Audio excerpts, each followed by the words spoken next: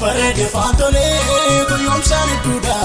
miila kolfuutee duukaan fiigiin umurii artuudhaan hunduma isaatti hiriirinii kan siif ta'uu beekin ariifattee waa mataan bu'iini kan booddee nu feekin hunduma isaatti harkan kenniniiti isa siif ta'uu beekin ariifattee waa mataan bu'iini kan booddee nu feekin.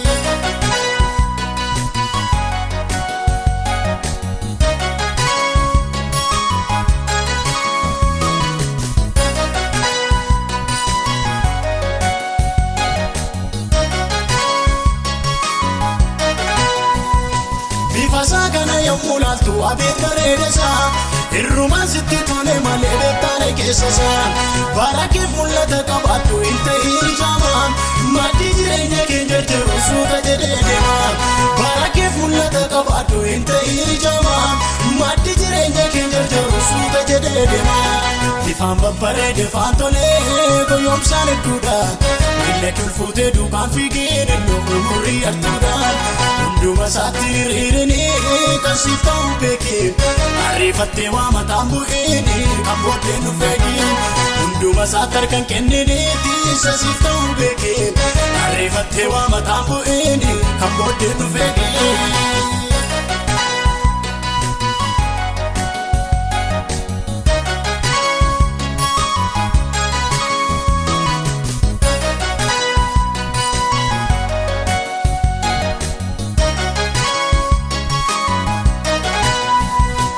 Asitti garaasi jabeesse si keessi naasisaan fuuldura jedhee si rakkate booddee si teessisaan kanaaf iyyuu isa dursee dhufu hin keessumsiisiniin maanta yartuudhaan guyyoomfattee isa guddaan dhabiniin kanaaf iyyuu isa dursee dhufu hin keessumsiisiniin wanta yartuudhaan guyyoomfattee isa guddaan dhabiniin ifaan babbareede faantolee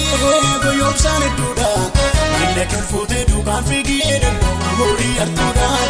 hunduma isaatti hiriirinii kan siif ta'uu beekin ariifattee waa mataan bu'iini kan booddee nu feekin hunduma isaatti harkan kenniniiti isa siif ta'uu beekin ariifattee waa mataan bu'iini kan booddee nu feekin.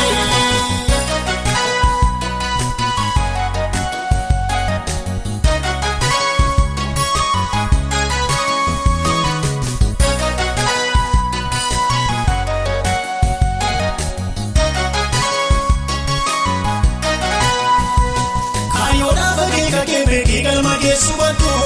kan argite naaf ta'an jedhinitti dhaggeeffadhu kan caaluu gara booddee jirraa dudduuba kennuufa achi keessaa hibbaan waltajjiisituu banee dhufa kan caaluu gara booddee jirraa dudduuba kennuufa achi keessaa hibbaan waltajjiisituu banee dhufa baay'eensaa wal fakkaatee dhufa kan siif ta'uu beekin inni gooftaa waa'ee keef qabu yoos hinaafuu akeekeen biqilaa dhagaarraan ta'ini mul'atee badu wanta tokkottu tungaliniin garaan keetta yaadu biqilaa dhagaarraa ta'ini mul'atee badu wanta tokkottu tungaliniin garaan keetta yaadu yaada keettiin hirkifaatiniin mi'aasa yeroo muraasaafin baduuf kana yaa'ee masokkaat tokkolleen godhatu kaafi deemsisee lafoon harraan ga'een akka qodaa cabaa sigataan faajajaa yookiis kaatuun ta'iniin barakee qabaadhu mul'ata deemsisee lafoon harraan ga'een akka qodaa cabaa sigataan faajajuu yookiis kaatuun ta'iniin barakee qabaadhu mul'ata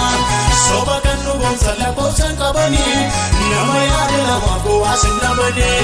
baay'atee ol ka'eef sin qoffisuu markiin hundi si jaallatee fi nama hin shakiin soba kan nu boonsa lakkoofsan qabanii nama yaada namaaf gowwaasin dhabanii baay'atee ol ka'eef sin qoffisuu markiin hundi si jaallatee fi nama hin shakiin.